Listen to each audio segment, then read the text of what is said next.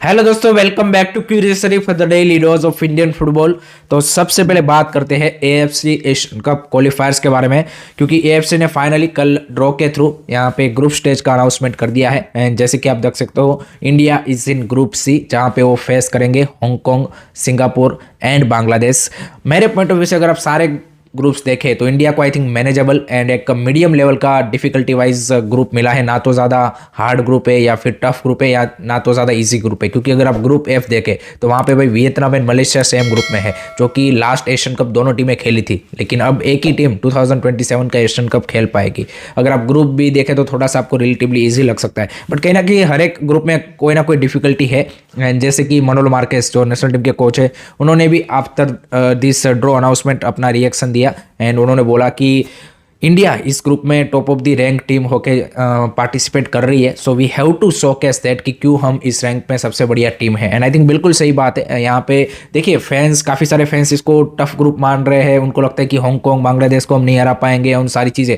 ये देखिए, ये क्यों लग रहा है आपको, वो कॉन्फिडेंस क्यों नहीं आ रहा है? क्योंकि 2024 is one of our worst year and वहाँ पे हमने ना तो उस तरह की परफॉर्मेंस दे पाए हैं, ना तो गोल मार पाए हैं, ना तो उस तरह के रिजल्ट प्रोड्यूस कर पाए। दैट्स वाई वो कहीं ना कहीं फैंस में वो कॉन्फिडेंस नहीं आ रहा है। इसलिए कोई भी टीम आ जाती, XYZ इसमें से कोई भी ग्रुप आ जाता, हमको वो कॉन्फिडेंस उस क्या बोलते हैं कि एश्योरेंस के साथ हम नहीं बोल सकते कि भाई ये टीम को हम हरा देंगे। तो इसीलिए वो लग रहा है कहीं ना कहीं, but I think it's a manageable group कि जहाँ से हम डेफिनेटली निकल सकते हैं। एंड अगर हम सारे के सारे ओपोनेंट्स की बात करें तो Hong Kong is the toughest challenge, no doubt about it, because 2024 Hong Kong के लिए भाई काफ़ी ज़बरदस्त साल रहा है, जहाँ पे उन्होंने चाइना, फिलीपाइंस जैसी टीमों को हराया है। ईरान के सामने वो खेले हैं और उनके सामने गोल भी मारे हैं। नो डाउट मैचेस हार गए हैं, लेकिन वहाँ पे उन्होंने गोल्स मारे हैं। तुर्कमेनिस्तान के सामने ड्रॉ निकाला है। पिछले 3 मैचेस वो जीत के आ रहे हैं। आप देखिए, कैम्बोडिया, फिलीपाइंस, मॉरिशस को वो हरा के आ रहे हैं। सो टीम में वो कॉन्फिडेंस है, नेचुरलाइज प्लेयरों को भी ला रहे हैं। एंड सबसे बड़ा जो फैक्टर है उनके लिए एंड हमारे लिए सबसे बड़ा दिक्कत वाली बात हो सकती है, वो है उनके कोच एस्ली वेस्टवुड, जो हम सबको पता है कि अफगानिस्तान के भी कोच थे जब इंडिया ने उनको वर्ल्ड कप क्वालिफायर्स में फेस किया था। तो I think he knows India in and out and वो यहाँ पे खेल भी चुके हैं, यहाँ पे मैनेज भी कर चुके हैं। तो उनको परफेक्ट आइडिया है कि किस तरह से भाई इंडियन फुटबॉल वर्क करता है। So I think Hong Kong is the toughest challenge. दूसरा यहाँ पे ऑब्वियसली बांग्लादेश, हमारे आर्क राइवल आप बोल सकते हो कि साफ में हम उनके सामने रेगुलरली खेल चुके हैं, तो दोनों को एक दूसरे की यहाँ पे प्लस माइनस पॉइंट्स के बारे में पता है। Bangladesh is also now using origin players, तो वो भी एक टफ फाइट रहेगी, particularly away match will be much more difficult. Singapore भी एक ऐसा ओपोनेंट है कि जिनको हमने पिछले 3 आई थिंक 2022 में हमने उनको फेस किया था। सो वो भी एक थोड़ा सा टेक्निकली डिफिकल्टी दे सकता है, बट आई थिंक मैनेजेबल है ये टीम ऐसी। अगर आप देखिए कि हमारी फॉर्म सही रही और हमारे प्लेयरों ने अपने पोटेंशियल पे खेला, तो हम इस मैचेस को निकाल सकते हैं। बाकी जो पहला मैच है वो इंडिया बांग्लादेश के सामने इंडिया में ही खेलेगा 25 मार्च को, तो 2025 से। तो वहाँ से हमारा जो एशियन कप क्वालिफायर्स के मैचेस है वो स्टार्ट होंगे। मार्च में एक मैच खेलेंगे, जून में एक, अक्टूबर में 2, नवंबर में एक एंड मार्च 2026 में हम लास्ट मैच अपना खेलेंगे। तो इस तरह से इंडिया के मैचेस रहने वाले हैं and I think it is going to be exciting and interesting to see कि क्या इंडिया इस बार भी एशियन कप क्वालिफाई कर पाएगा। एंड अगर इस बार क्वालिफाई करता है, that will be history for us, because कभी भी हमने लगातार 3 बार एशियन कप में पार्टिसिपेट नहीं किया है। So great opportunity for team and Manolo Marquez and team के लिए नाउ इट्स डू और डाई वाला सिचुएशन मेरे को लगता है कि they have to prove themselves and I think team में वो पोटेंशियल है। इट्स जस्ट अबाउट कि आप अपने पोटेंशियल को वहाँ पे शोकेस करें। बाकी देखते हैं किस तरह से चीज़ें मूव फॉरवर्ड होती है। लेट मी नो गाइस, आपके क्या ओपिनियन है, आपके क्या thoughts about the group and आपको क्या लगता है कि क्या India AFC Asian cup qualify कर पाएगा? लेट मी नो इन दी कमेंट सेक्शन। नेक्स्ट अब बात करते हैं केरला ब्लास्टर के बारे में। तो हम सबको पता है कि इस सीज़न केरला ब्लास्टर की जो परफॉर्मेंस है वो काफ़ी ज़्यादा मीडियोकर एंड आप बोल सकते हैं कि बिलो दी एवरेज रही है, जिस तरह की उनके पास टीम है। एंड अगर आप आईएसएल की टेबल रैंकिंग भी देखें तो वहाँ पे भी उनकी वो पोजीशन शोकेस करती है कि things are not going well for Kerala blaster. And इसी के चलते जो केरला ब्लास्टर का फैन बेस है, मांजापाड़ास, उन्होंने डिसाइड किया है कि वो केरला ब्लास्टर का जो मैनेजमेंट है उनके सामने प्रोटेस्ट करेंगे, क्योंकि जो मैनेजमेंट ने जो कमिटमेंट या फिर प्रोमिसेस फैन बेस को बोले थे या फिर उनको बताया था कि भाई ये सारी चीज़ें हम करेंगे, वो कहीं ना कहीं वो फुलफिल नहीं कर पाए हैं। तो इसके चलते मांजापाड़ास ने डिसाइड किया है कि वो जो मैच डे के टिकट्स है वो अपने थ्रू सेल नहीं करेंगे।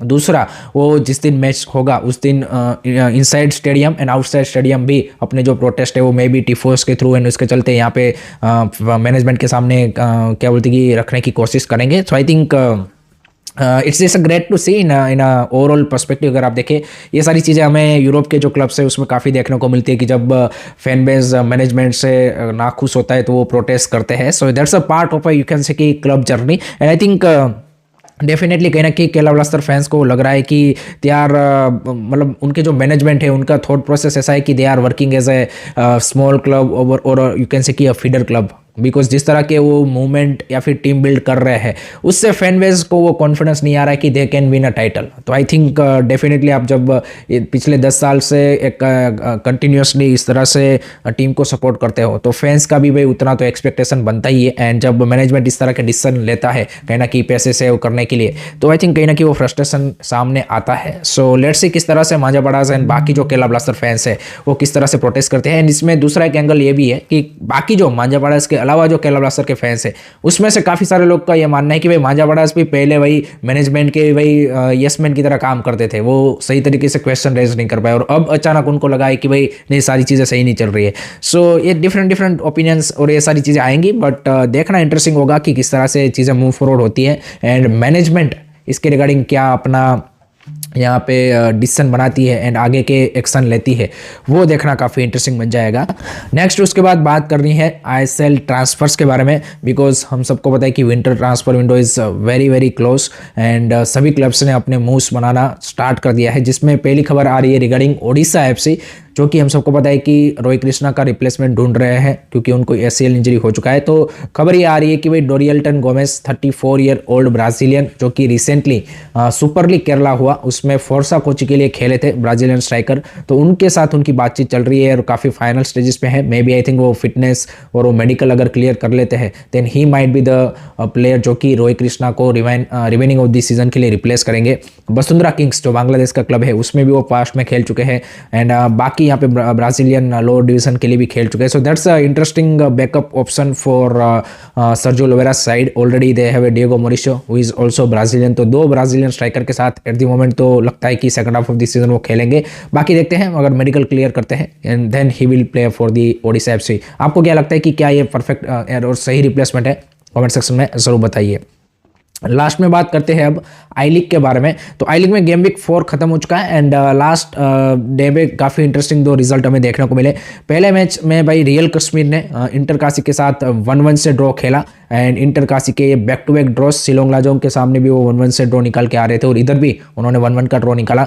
No doubt it's I would say कि positive result for Inter Kashi because they are playing away and Kashmir में जाके खेलना it's not a easy task. So I think positive result for them and chances भी अच्छे खासे उन्होंने मैच में बनाए बट अनफॉर्चुनेटली उनको कन्वर्ट नहीं कर पाए।